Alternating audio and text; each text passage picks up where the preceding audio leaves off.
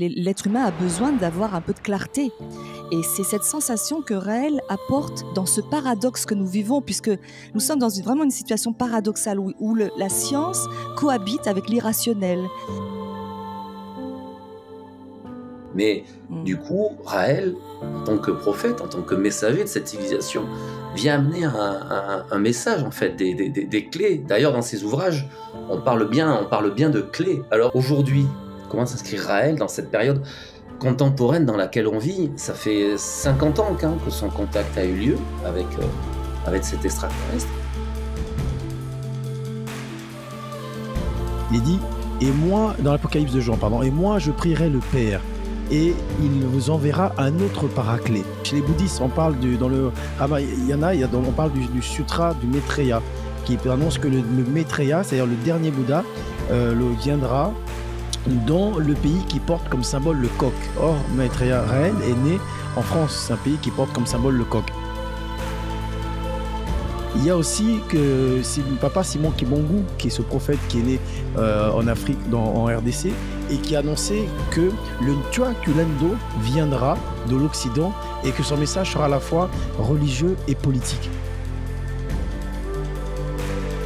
Le prophète, c'est quelqu'un qui apporte ou qui est en contact avec Dieu ou une divinité et qui apporte un message d'une divinité.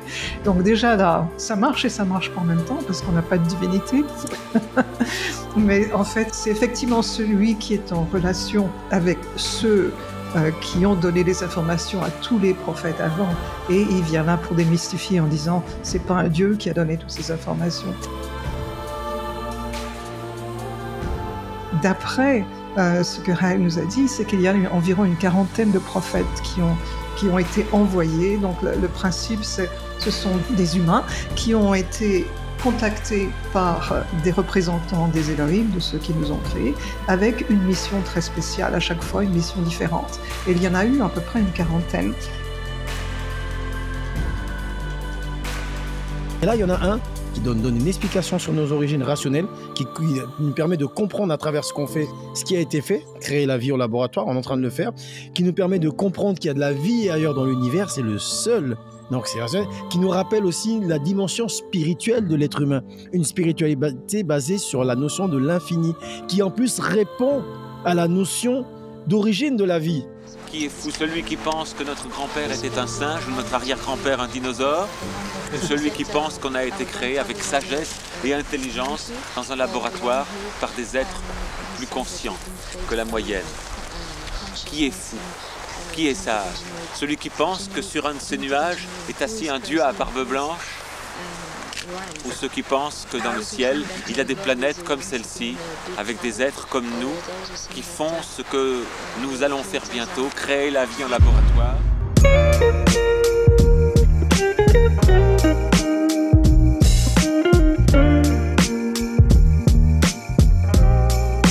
Bonjour à tous, bonjour à toutes, et bienvenue dans ce nouvel épisode de la Vision raélienne. Un plaisir immense de se retrouver une nouvelle fois. Bonjour Brigitte, Luna, Guillaume.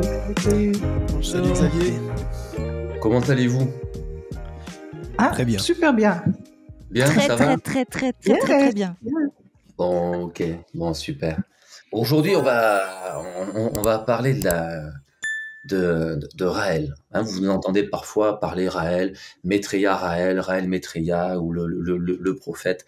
L'important, c'est de démystifier tout ça et de le mettre en perspective et de prendre un peu de recul juste avant, prendre quelques minutes, les prophètes, la lignée des prophètes, quoi. Alors, pour développer tout ça, je sais pas, Brigitte, Guillaume, je sais pas qui. I can take the lead on that because I did.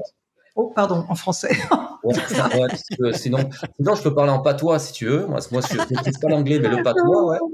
Guillaume, il va parler en baoulé. Princesse. Moi, je vais parler en andalou. En andalou. Vous n'allez rien comprendre. Désolé, Brigitte, je ne peux pas te poser la question en anglais. Tu m'en veux pas? Oui, Brigitte, elle en avance parce qu'elle sait que l'intelligence artificielle permettra à tout le monde de traduire toutes les langues. Donc, on s'en foutra dans quelques années de quelle langue on parle. On aura tous notre petit écouteur qui traduira dans notre langue. Donc, Brigitte, tu es en avance sur nous. Merci. Avec l'intelligence artificielle. Alors, les prophètes. avant d'aller Les prophètes, les prophètes. sur Raël, la lignée des prophètes. Donc, déjà, la définition du prophète, j'ai regardé quand même le Larousse. Je crois que c'est le Larousse, peu importe. C'était pas le Goemio, non. J'ai regardé Larousse et je pense qu'ils disent que, en fait, le prophète, c'est quelqu'un qui apporte ou qui est en contact avec Dieu ou une divinité et qui apporte un message d'une divinité. Donc déjà là, ça marche et ça marche pas en même temps parce qu'on n'a pas de divinité. Mais en fait, c'est effectivement celui qui est en relation avec ceux qui ont donné les informations à tous les prophètes avant, et il vient là pour démystifier en disant c'est pas un Dieu qui a donné toutes ces informations. Alors je me suis amusée à regarder quels étaient les prophètes. D'après ce que Raël nous a dit, c'est qu'il y a environ une quarantaine de prophètes qui ont été envoyés. Donc le principe, ce sont des human beings, donc des êtres, des humains qui ont été contactés par des représentants des Elohim, de ceux qui nous ont créés, avec une mission très spéciale, à chaque fois une mission différente. Et il y en a eu à peu près une quarantaine. Et donc là, j'ai essayé de regarder ce que je pouvais trouver. Alors le premier que j'ai trouvé, c'était Abraham. Il n'y a même pas de date pour Abraham, mais c'est 430 ans avant Moïse. Donc le suivant devrait être Moïse, et Moïse c'était environ en 1600 ans avant Jésus, donc c'est 3600 ans, il y a 3600 ans à peu près que Moïse a reçu, il était le premier à avoir un message sur les tablettes, hein. C'est très en avance. Sur un iPad, le mec il sort de la montagne, tu sais, du Mont Sinaï avec 2 iPads. Bon, en tout cas, je sais pas quelle méthode ils ont utilisée pour les imprimer. Après, Akhenaton, 1350 avant le Christ, Zoroastre, donc la partie iranienne de la chose, entre 1500 et 1000, donc c'est pas très très clair. Enfin, tous ces anciens-là, on ne sait pas. Mais là, c'est intéressant, autour de 500-600 avant Jésus, il y a eu Ézéchiel, donc c'est la partie Middle East. Il y avait Bouddha en même temps, qui était plutôt en Inde, Mahavira, qui est donc celui qui a créé le jainisme, Jain, en Inde aussi, Lao Tzu, plus en Asie. Donc il y avait toute et si on regarde les messages, que ce soit les Ézéchiel, Bouddha, Lao Tzu et tout ça, c'était vraiment très focalisé sur un peu démystifié, mais surtout les émotions, comment vivre bien, comment vivre heureux, etc. Bon, Jésus qui arrive à l'an 0, et puis on a Mohamed 600 ans après, Kimpavita, donc j'ai des grands trous, j'imagine qu'il y en a eu plus entre-temps, Kimpavita 600 ans, en 1600 après la mort de Jésus, donc 1600. Qui est une femme, Kimpavita qui est une femme. Une femme, qui est donc une femme, oui, c'est la seule femme que j'ai trouvée. Il y en a probablement beaucoup d'autres. Hein. Joseph Smith aux États-Unis en 1805 et Kim Bangu en 1887 en Afrique, et puis Raël en 1946. Donc en fait, c'est à chaque fois, on voit, c'était dans plusieurs régions à peu près en même temps. Et c'est très très évident avec Bouddha, Lao Tzu et tout cela. Donc qui apporte un message qui était adapté à la période considérés, et tous avec les mêmes formes. Soit ils ont rencontré un ange ou un dieu, ou ont reçu l'information dans leur rêve ou dans une vision, et à chaque fois ils avaient des enseignements très précis qui n'étaient pas dans les valeurs du moment de la société dans laquelle ils étaient. Donc il y avait une partie clairement un objectif de changer la société. Mais à chaque fois, ici, il y en a quand même quelques-uns, quand on parle de Bouddha, de Lao Tzu, il n'y avait pas de Dieu impliqué dans l'histoire. Hein? Ils avaient l'information, mais ils démystifiaient Dieu à l'époque aussi. Alors que, Joseph Smith ne l'a pas fait, même Kim Bangu. Non, Kim Bangu, il parlait de petits êtres qui venaient du ciel. Hein, donc, mais quand même, c'était pas très démystifié. Vraiment, le rôle de Raël, à la suite de tous ces prophètes, c'est de démystifier ces divinités, ces dieux, en disant il n'y a pas de Dieu, il y a des êtres humains qui vivent qui ont vécu sur d'autres planètes depuis une éternité, et puis il y en a une civilisation qui a envie de nous retrouver, et donc construire cette ambassade pour les accueillir, mais c'est aussi, et il se déclare comme tel un professeur du bonheur. Donc il y a une partie changement de société qui est importante. Je dirais que je l'appelle aussi un déculpabilisateur de bonheur. Parce que le bonheur, il est en nous et on a envie tous on se sent coupable souvent dans notre société d'être heureux, alors que là, il déculpabilise ça en disant bien, en fait, non, si tu veux sauver la société, tu dois être heureux, et c'est ta mission. Donc il y a plein de... Donc voilà, c'était ma... Ouais, mais c'est marrant, Brigitte, parce que tu parles de Kimbangu, Kimbangu Mundele. Guillaume, tu connais bien le sujet, hein, Kimbangu Mundele, qui était un prophète africain. Peut-être ma réflexion va paraître naïve, mais pour ceux qui nous écoutent, parce que c'est des questions qui viennent parfois en conférence ou des réflexions, il est important de rappeler que les prophètes, ce qu'on appelle les prophètes, ces personnes sont des personnes historiques, en fait, qui ont vraiment existé. Là, on n'est pas dans le domaine de la croyance, de personnages inventés. C'est quand même important de le rappeler. Toi Guillaume, cette lignée des prophètes, là, si t'avais à la mettre en perspective, comment tu présenterais cela? Bien, je présenterai cela en disant enchanté. Voilà, bonjour madame, bonjour monsieur. Bonjour madame, bonjour monsieur. Je suis content de vous rencontrer.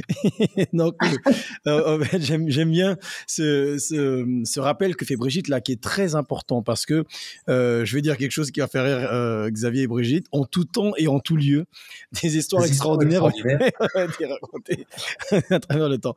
Et en fait, ces histoires extraordinaires, elles sont amenées par ces prophètes, et à chaque fois, on peut remarquer qu'à chaque fois qu'une civilisation importante par certaines caractéristiques dans l'histoire de l'humanité, à chaque fois qu'elle arrive à un moment crucial de son développement, que l'humanité elle-même arrive à un moment particulier, eh bien, il y a un homme parmi les hommes ou une femme parmi les hommes et les femmes qui est choisi et qui est mise en avant pour porter la parole d'une civilisation qui vient du ciel. Bon, à l'époque, on disait le ciel parce qu'on le ciel, on ne savait même pas ce que c'était qu'une planète. Aujourd'hui, nous dirons avec nos termes d'une autre planète, la même chose.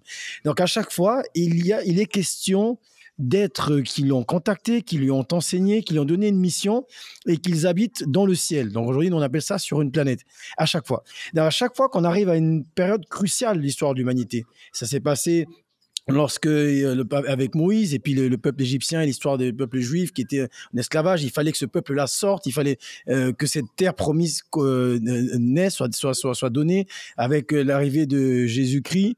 Et la caravane passe. En tout cas, il a continué sa mission. Ça arrivait avec Kimbangu en Afrique, parce que Kimbangu est arrivé à quelle période?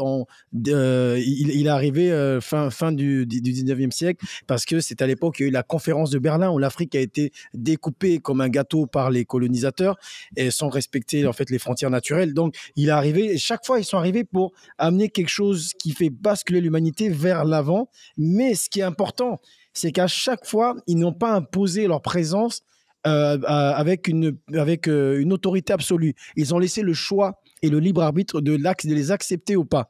Comme s'il ne fallait pas non plus trop déranger le cours de notre histoire pour qu'on puisse avancer par nous-mêmes, mais en même temps, un petit médicament à dose homéopathique pour aider notre système immunitaire à faire son travail, pour pas mourir de nos idioties, de nos maladies qui sont notre violence.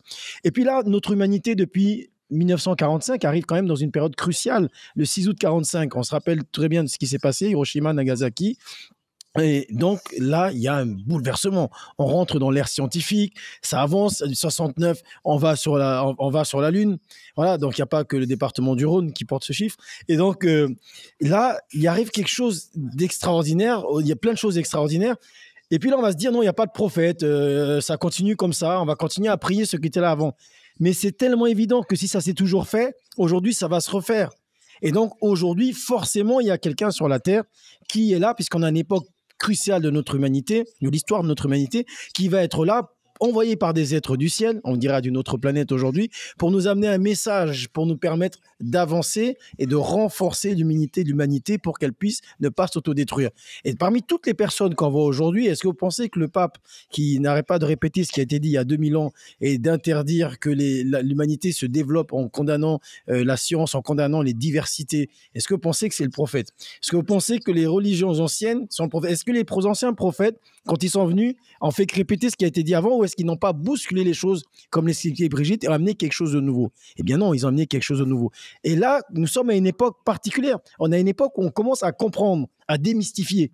Donc ça veut dire que le dernier des prophètes, celui qui est là, va forcément nous permettre de comprendre et démystifier, nous faire cesser de croire. Qui est la seule personne sur Terre aujourd'hui qui dit « j'ai été contacté par des êtres qui viennent d'une autre planète et pas du ciel » mais d'une autre planète, qui est la seule personne qui nous permet de comprendre notre histoire de façon rationnelle à la lumière de nos progrès scientifiques et de ce que nous sommes capables d'effectuer nous-mêmes. Qui est la seule personne qui nous permet d'avoir une vision sur ce qui va arriver demain et après-demain et même plus loin. Qui est la seule personne qui amène un message philosophique qui nous permet d'avoir une spiritualité en accord avec le développement scientifique et technologique d'aujourd'hui. Il n'y en a qu'un, il faut regarder autour de vous. C'est Maître Raël, il n'y en a pas d'autres. Il n'y en a pas d'autres. Les autres, c'est toujours l'ancien. Oui, le sexe, c'est tabou. Oui, ceci, cela. Oui, la science, attention. Ah, et puis, il n'y a aucune vision vers l'avenir. Imaginez qu'on ait une civilisation, on navigue à vue. Imaginez, là, on est comme des gars, on monte dans un taxi, puis on dit, vas-y, roule, puis on verra où on va. Et voilà, donc on tourne rond. Alors là, il y a quelqu'un qui arrive, il monte dans le taxi, il dit, voilà, la destination, c'est celle-là, si tu veux bien. Il y a celle-là, mais bon, moi, j'aimerais, si on va là, on va peut-être y arriver, on va s'en sortir. Et donc, c'est quelqu'un qui amène une vision. Et donc, il y a une autre aussi définition du mot prophète qui vient du latin, du grec prophétesse, hein, qui était d'abord, c'est au Xe siècle, il y a eu, on a vu ce mot dans les langues latines, et puis après, c'était inspiré en fait du terme grec prophétesse, qui signifie l'oracle, celui qui dit, celui qui parle, et celui qui révèle, qui a donné prophécé et professeur par la suite, voilà. Et donc celui qui révèle. Et donc on a quelqu'un qui vient, qui révèle. Donc vous voyez, quand on met tout ça en perspective de l'histoire de notre humanité, il n'y a pas d'autre choix que Raël aujourd'hui. C'est ça qui est extraordinaire. Et ce qui est bien, c'est qu'il y a 3 éléments pour terminer là-dessus.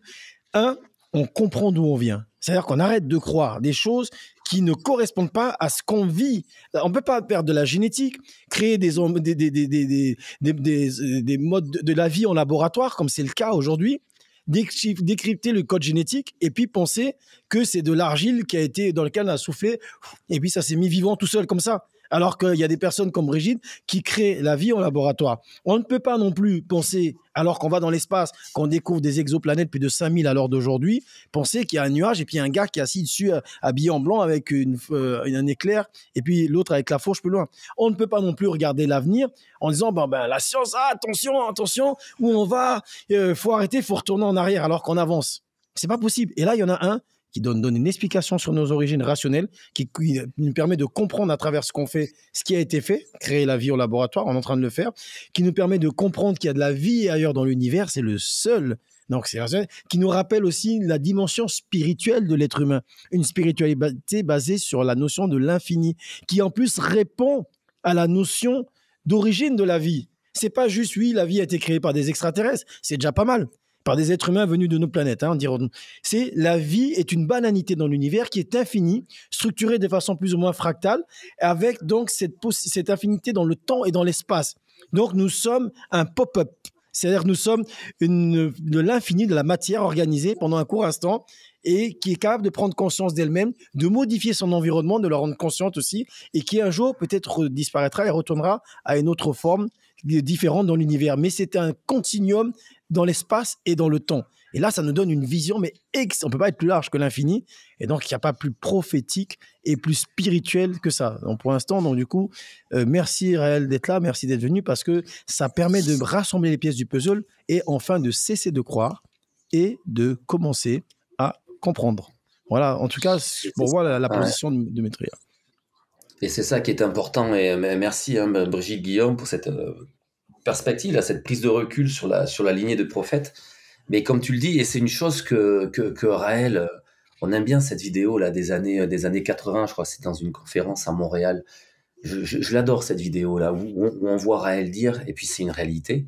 jusqu'à maintenant, dans l'histoire de l'humanité, il y a des prophètes qui venaient, qui étaient là, et pour dire croyez en nous. Quand on parlait des dieux, hein, des divinités, des entités célestes, croyez en nous. Et là, pour la première fois de l'histoire de l'humanité, un prophète arrive sur Terre et il dit arrêtez de croire, commencez par comprendre. Nous sommes dans l'ère de la compréhension grâce à la science. On en a parlé un petit peu, hein, cette notion de combien la science est importante pour la philosophie raélienne, mais on arrête de croire et on commence par comprendre. Ça peut paraître un peu fou, hein, pour ceux qui nous écoutent, parce que on peut se dire ouais, les Raéliens ils remplacent Dieu par les Elohim, il y a un prophète, ça c'est mystique, c'est divin, tout ça, mais pas du tout. C'est tout l'inverse, c'est la démystification et la compréhension à la place de la croyance, quoi. Merci, hein, pour cette perspective.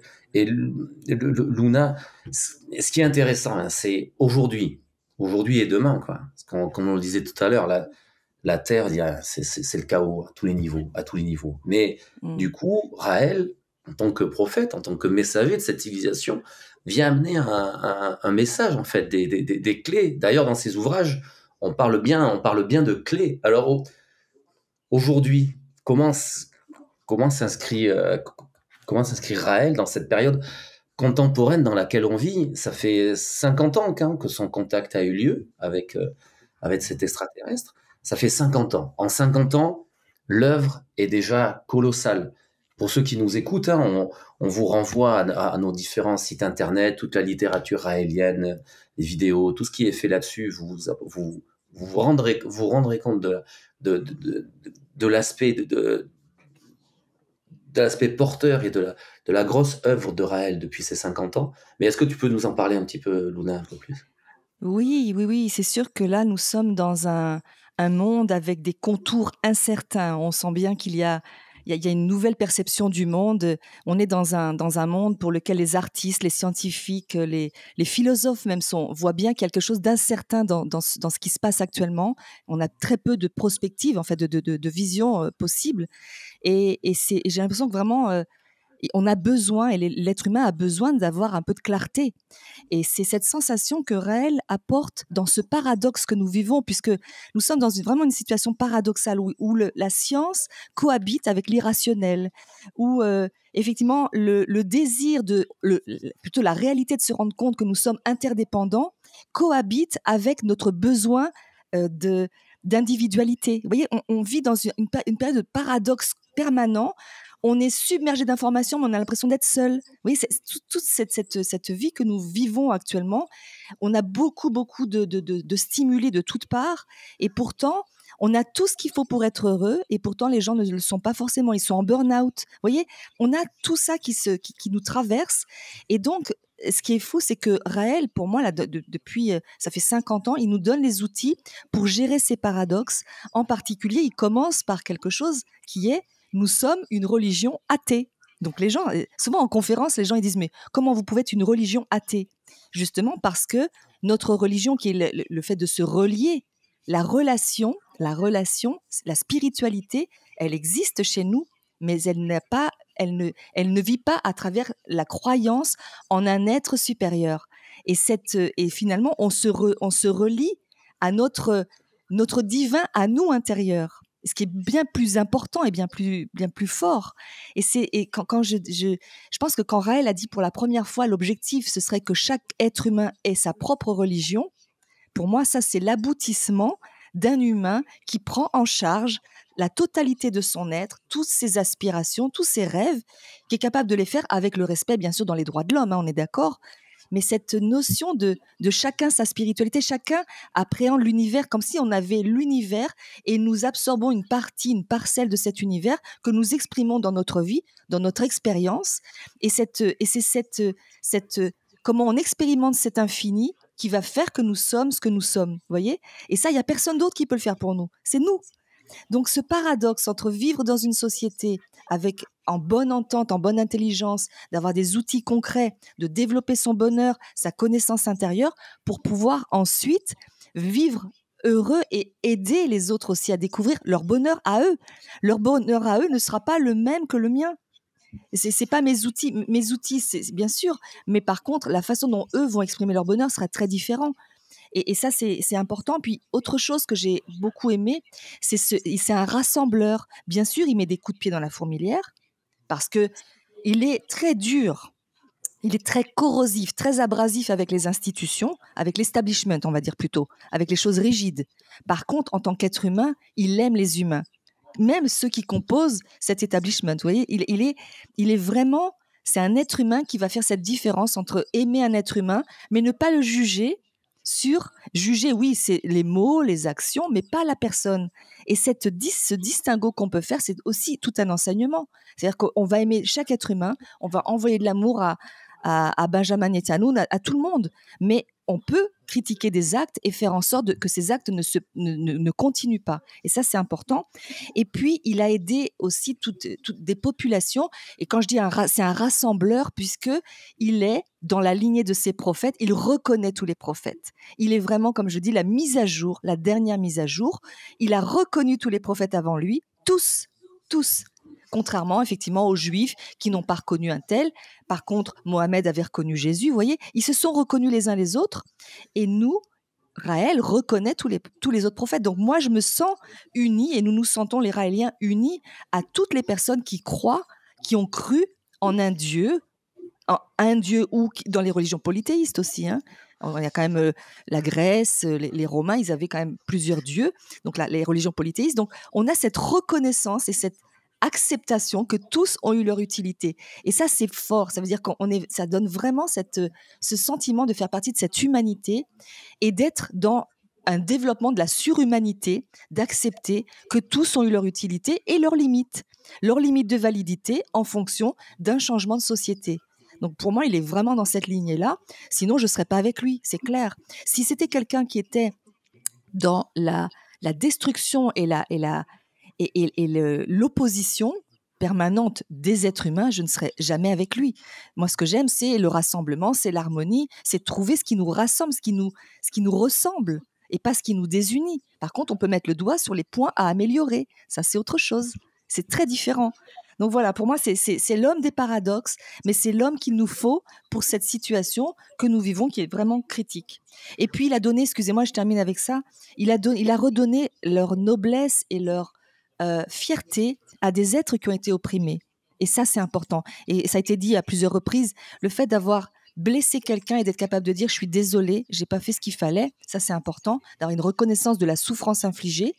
Et il a redonné, par exemple, je pense à Kama, en Afrique, il a redonné aux Africains le fait que leur religion, qui était polythéiste, et puis ils avaient plein de religions, en tout cas, les animistes, ils ont une reconnaissance du vivant, et il a redonné à ces peuples le fait que c'est près de c'est la réalité, c'est près de la réalité. Et ils avaient raison de croire dans ces petits génies ou ces petits hommes, puisque c'est les Elohim, en fait, ce sont ces êtres humains qui sont venus d'ailleurs. Donc il a redonné aussi cette dignité à les peuples africains, mais sud-américains également, mais pas que. Et donc je trouve que c'est vraiment ce rassembleur, ce gestionnaire de paradoxes, voilà, c'est comme ça, et démystificateur, tout en unissant avec la science.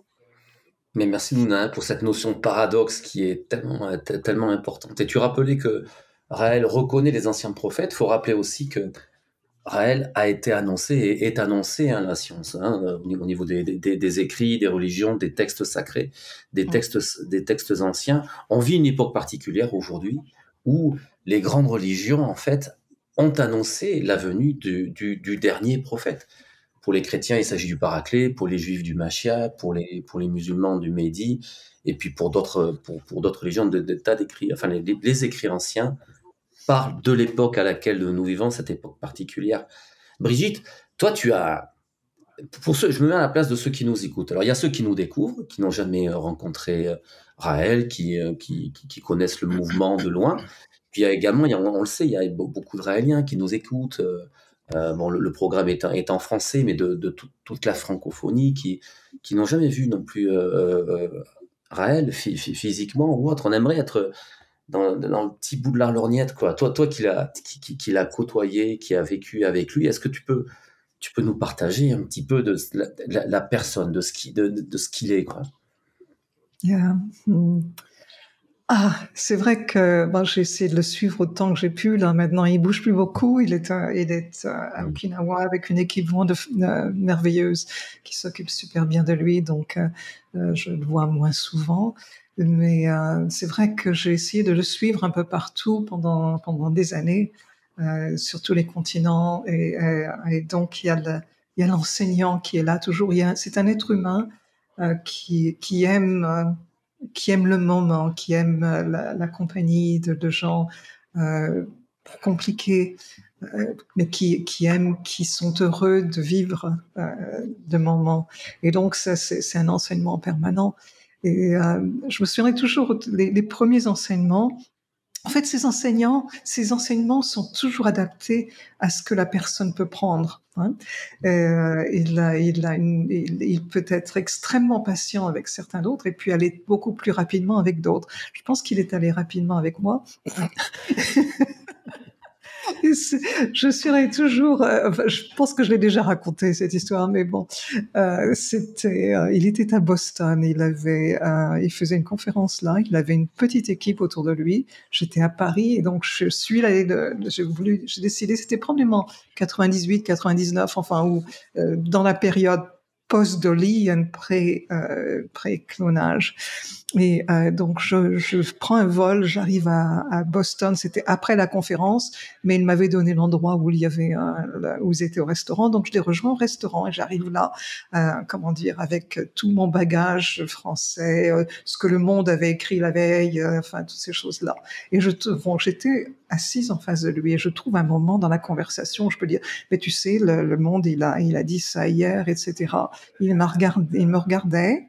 Et puis, il a tourné les yeux sur la personne qui était assise à côté de moi et il lui a dit « Tu as vraiment une très jolie robe. » Et ça, c'était... C'est pas dans le journal Le Monde, ça.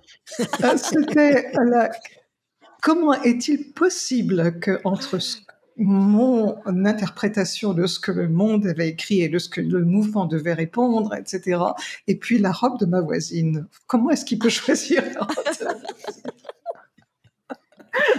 Et ça, c'est un exemple clair. C'est sûr que dans son enseignement de no thinking, d'enlever les pensées inutiles, de ne pas ressasser le négatif, d'avoir le plaisir du moment et de vivre et de partager ces moments avec personne en eux-mêmes. J'étais complètement à côté de la plaque, quoi. Et donc sa façon, il n'a pas essayé de me donner des grands développements pour m'enseigner ça. Il a juste tourné les yeux et puis parlé d'une robe. Et j'ai pas dormi la nuit, hein. Et puis j'ai enregistré ça. Ça m'a pris du temps, mais en même temps, non, c'est pas que ça m'a pris du temps, c'est que les réflexes sont toujours là. Donc l'analyse de ce que je vois autour, de ce qu'il faut faire, c'est la façon dont mon cerveau a été formaté. Et donc le déformatage et reformatage prend du temps, mais en même temps j'avais des directions très claires. Donc c'est merveilleux d'y être exposé. Et puis, c'est vrai qu'il y a peut-être des personnes qui sont pas capables de prendre ces changements. Et donc, je l'ai vu souffrir, si je peux dire. C'est pas vraiment une souffrance, mais c'est un être humain. Et j'ai vu des personnes proches de lui le quitter, enfin partir de son entourage pour vivre d'autres choses, etc. Et donc, je l'ai vu abandonner, je l'ai vu vivre tous ces moments-là, et c'est là où je sais que c'est pas facile d'être un prophète et d'avoir à tenir le cap sans modifier un iota, comme il dit, de ce qu'il dit, de ses enseignements, et d'être là toujours celui qui guide les milliers que nous sommes. Ça n'est pas facile, et donc je suis en même temps heureuse de savoir qu'il est entouré de personnes qui savent être légers et légères dans son entourage, qui lui donne les petits plaisirs, les saveurs. Enfin, j'ai vu qu'il y avait une brioche qui était au menu il y a 2 jours.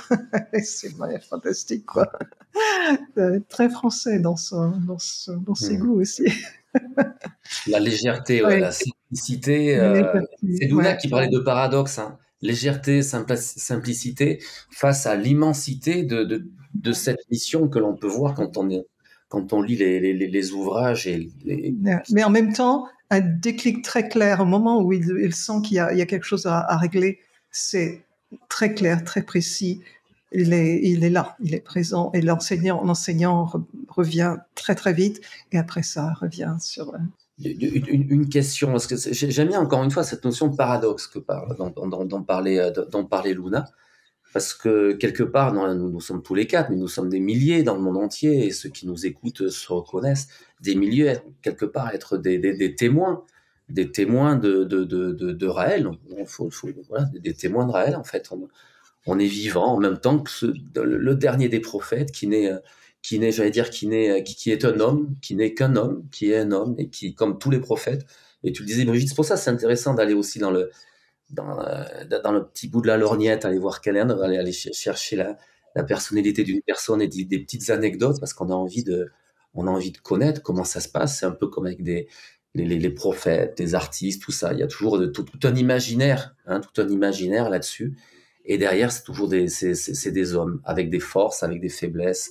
Et puis c'est la vie, quoi, avec ses joies, avec ses peines, comme tu le disais, Brigitte, parfois avec des gens qui te rejoignent, et puis des personnes qui te quittent ou autre.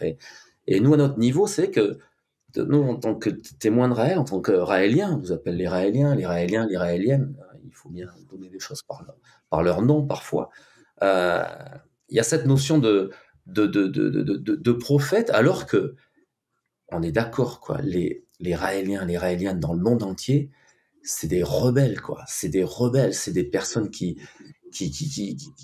dans leur vie de tous les jours, en fait, qui sont tous sauf des suiveurs, quoi, qui sont même des emmerdeurs, quoi, à qui on va pas dire fais ceci, fais cela. Et ça pourrait paraître un paradoxe, parce que d'un côté, vous savez, ces Raéliens qui sont des chevaux sauvages, en fait, des révolutionnaires en herbe, et qui arrivent à être organisés et à aider la mission d'une personne, la mission d'un prophète, quoi. Et je sais pas, Guillaume, moi j'avais une question, alors j'espère que ma question est pas trop compliquée. Déjà, le mec, quand il annonce sa question comme ça, j'attends un truc qui va bien. Tu mets un coup de pression, tu vois. Chaque prophète, il y a des prophètes qui ont loupé leur mission. On parle de 40 prophètes. C'est même pas qu'ils ont loupé leur mission. Des prophètes qui ont été très vite condamnés, voire tués, enfin, ça, dans le passé, les prophètes ont jamais été ménagés. Et aujourd'hui encore, on voit comment Raël est traité, que ce soit par les médias, par les pouvoirs, c'est un prophète, nul n'est prophète en son pays, c'est jamais facile. Mais les grands prophètes ont toujours changé l'humanité. On est en 2024, après Jésus-Christ, quoi, que ce soit Moïse, Jésus, Mahomet, Bouddha, les prophètes, on parlait de Kimangu Mundele, les prophètes ont changé les choses, ont changé la société, ont changé l'humanité, ont changé les hommes. Si en quoi aujourd'hui, là, 50 ans de mouvement raélien, Guillaume, en quoi Raël t'a changé, en quoi Raël déjà a changé la société, et en quoi il la changera? Alors, c'est une question... C'est une question sur le changement, c'est ça? Le changement, c'est maintenant. Si j'ai bien compris. Moi je vais répondre. Je voudrais aussi revenir sur quelque chose que tu as dit. Tout à l'heure, tu parlais du fait qu'il soit annoncé. Ça, il faut l'annoncer, ça qu'il était annoncé. Et c'est vrai qu'il y a pas mal d'écrits. Moi, je me rappelle mon histoire personnelle. J'étais gamin et puis je n'avais pas été baptisé ni rien, quoi. Et je vois à la télévision le film Jésus de Nazareth. Donc, je suis tout ça, etc. Et je dis, waouh, j'étais tellement émerveillé. Et puis, il y avait la voisine là, qui allait à la messe. J'avais 10 ans, j'ai demandé à y aller avec elle. Donc, j'y allais et je rêvais d'être un de ces apôtres, là, un des 12. Et puis, plus tard, il y a des écritures qui ont montré qu'il n'y avait pas que 12 apôtres. Il y a des textes apocryphes qui parlent de 7 femmes aussi. Ça fait 19 au total, dont Marie-Madeleine, n'est-ce pas? La prostituée, n'est-ce pas? Et donc, que celui qui n'a jamais péché jette la première pierre. Et du coup... j'étais là enthousiasmé, je cherchais. À un moment donné, je me rappelle à la télévision, ils avaient montré un gars qui se prenait pour Jésus, il était habillé avec une robe blanche, il disait qu'il est le prophète qui revenait. Et j'ai regardé, je sais pas pourquoi, j'ai dit non, c'est pas lui. Il doit revenir, mais c'est pas lui. Et j'étais à l'affût en fait. Et puis un jour, donc je tombe sur ce livre-là. le livre qui dit la vérité, que je vous invite à télécharger gratuitement sur le site raël.org, ou ben, vous voyez, ça va apparaître tout à l'heure sur l'écran. Vous pouvez l'acheter aussi si vous préférez en version papier sur Amazon. Et là, je tombe sur ce livre-là, et là, bah, je lis le truc, et bon, j'ai dit, bah, c'est lui. C'est lui, pourquoi? Pour plein de raisons. Parce que ça, il change l'humanité. Mais il change l'humanité, mais aussi il était annoncé. Si on prend, par exemple, dans la tradition juive, on parle du Mashiach, qui doit revenir après l'an 5700 du calendrier juif, aux alentours de l'an 5730 et quelques, ça tombe vers le début de sa mission, vers les années 70-73. Et on parle, il y a même le rabbin, le 7e rabbin Lubavitch, Chaim Schneerson, qui disait que le Mashiach doit venir en l'an 5700, c'est-à-dire vers les années 50, 45, c'est là où il est né en fait à peu près. Voilà. Donc en fait, on annonçait ça à des dates près, parce que bon, ce n'est pas si précis avec autant de millénaires. Chez le Bouddha, chez les bouddhistes, on parle dans le Ramayana, on parle du sutra du Maitreya, qui annonce que le Maitreya, c'est-à-dire le dernier Bouddha, viendra dans le pays qui porte comme symbole le coq. Or, Maitreya Raël est né en France, c'est un pays qui porte comme symbole le coq. Il fera des courses de chars. Bon, aujourd'hui, il n'y a plus de chars, c'est en voiture qu'on circule. Rappelez-vous qu'il était coureur et journaliste en sport automobile. Il est dit aussi en Jean 14,16 dans l'évangile, il est dit, et moi, dans l'Apocalypse de Jean, pardon, et moi, je prierai le Père, et il vous enverra un autre paraclet. Quand il viendra, il ne parlera pas de lui, mais de ce qu'il a vu, de ce qu'il a entendu. Rappelons-nous que Maitreya ne parle pas de sa personne, mais souvent de ce que les Elohim lui ont dit et de ce qui doit être amené à l'humanité.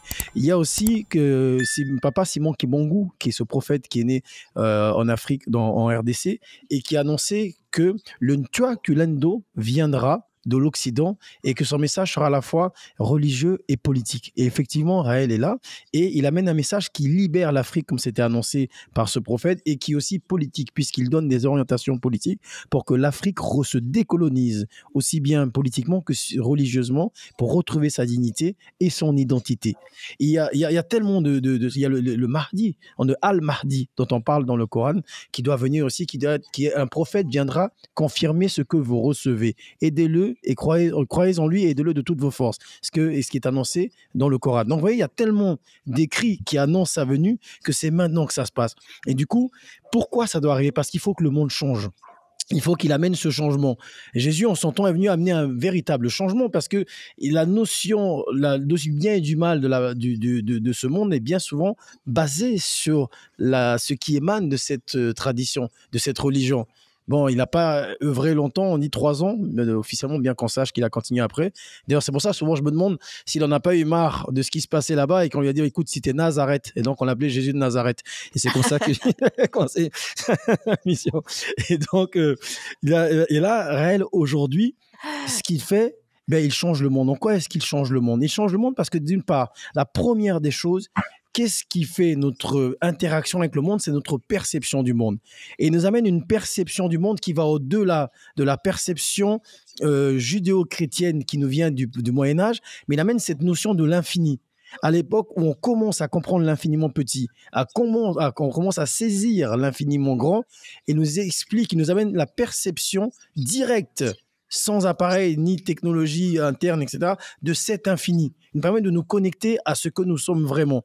Comprendre que nous sommes, comme je le disais tout à l'heure, de la poussière d'étoiles assemblée pour un certain temps et que ce court instant est tellement éphémère qu'il faut en jouir car nous sommes organisés de sorte à jouir de la vie. Alors dès lors, il permet à l'être humain de comprendre les éléments lui permettant d'être heureux. Et il change le monde car une humanité heureuse, mais réellement heureuse, pas heureuse d'artifice comme on veut nous montrer dans la société, la plus belle voiture, la plus belle maison, la femme avec les gros seins. Non, heureux d'être de l'infini, prenant conscience de lui-même. Et ça, c'est quelque chose qui va bien au-delà de tout ça, grâce à la méditation sensuelle qui nous enseigne. C'est un véritable changement, la méditation sensuelle, car il y a une reconnaissance de notre corps et de notre esprit et à juste valeur.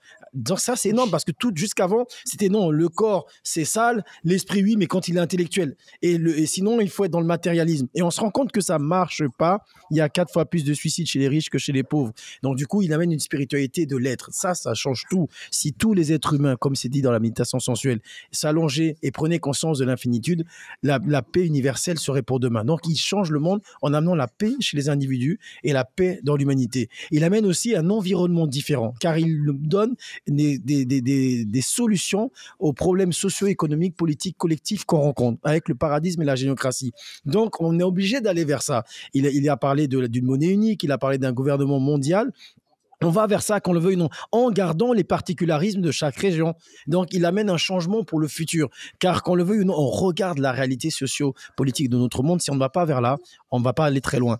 Donc, il amène le changement au niveau de l'individu, au niveau du bonheur chez tout un chacun, donc au niveau du bonheur collectif. Une civilisation heureuse est une civilisation pacifique. Il amène une perspective sur l'avenir pour ne pas naviguer à vue, comme je disais tout à l'heure, et faire un accident. Donc, il change notre capacité d'appréhender le futur.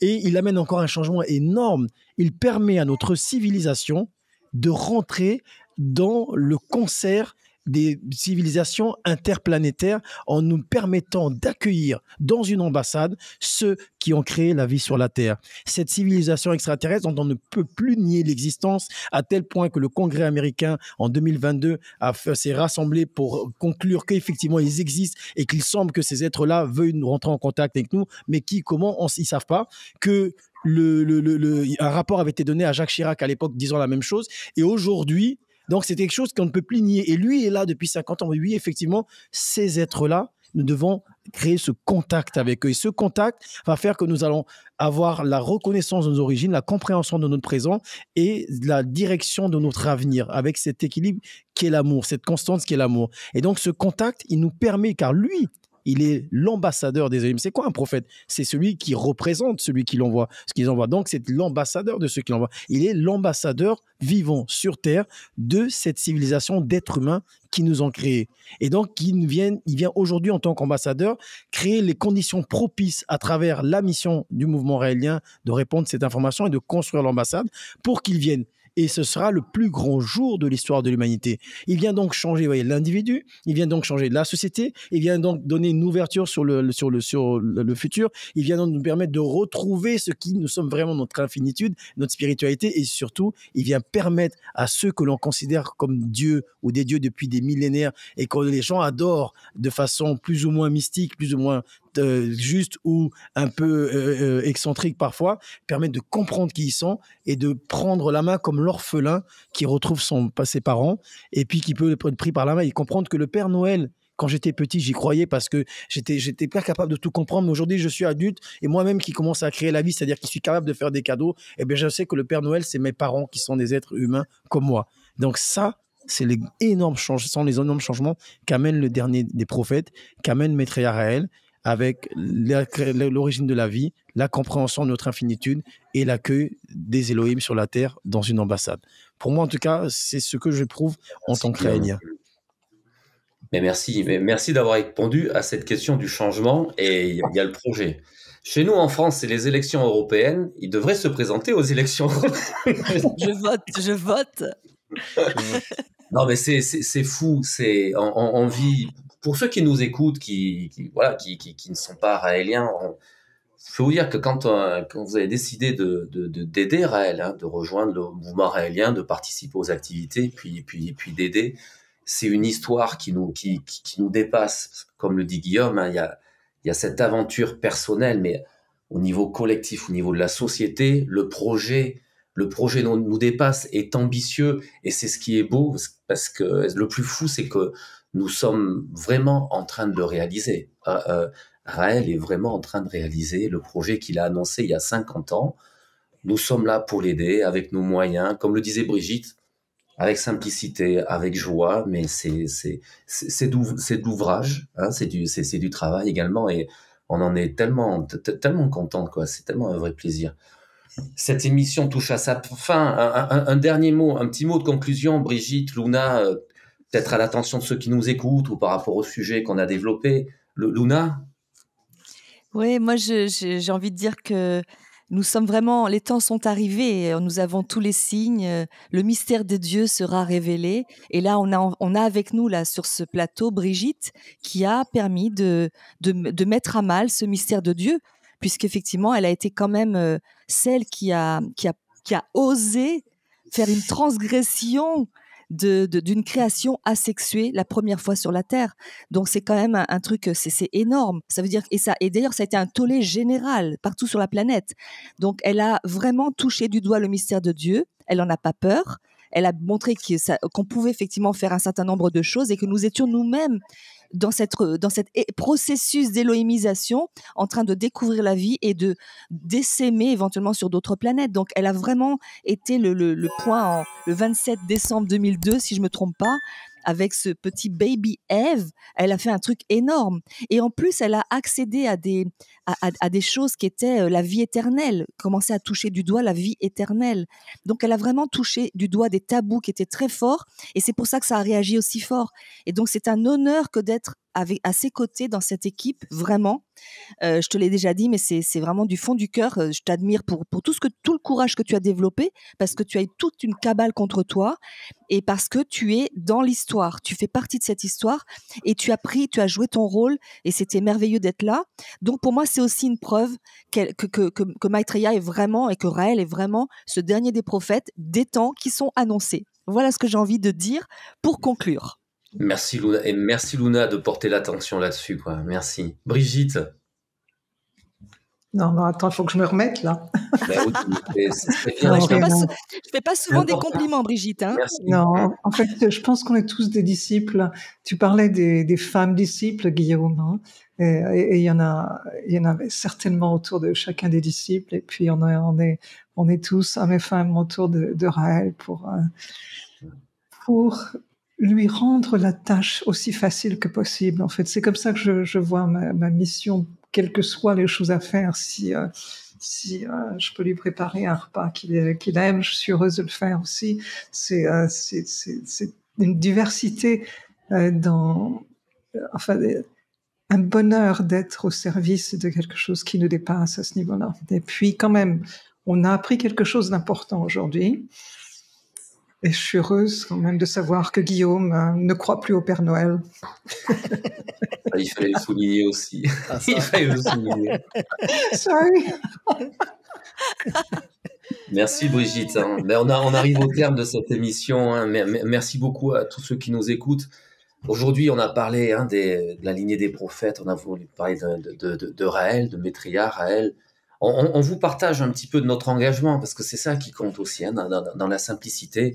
Et puis surtout, on n'a rien à cacher, et on sait que vous aimez ces témoignages. On aime ces témoignages. C'est d'être humain, d'hommes, de femmes, et de vous partager un petit peu notre expérience. C'était un vrai plaisir. On est d'accord ? C'était un vrai plaisir de se retrouver et de retrouver tous ceux qui nous écoutent, parce que nous ne sommes pas seuls. Les amis, à très bientôt. Au plaisir de vous retrouver.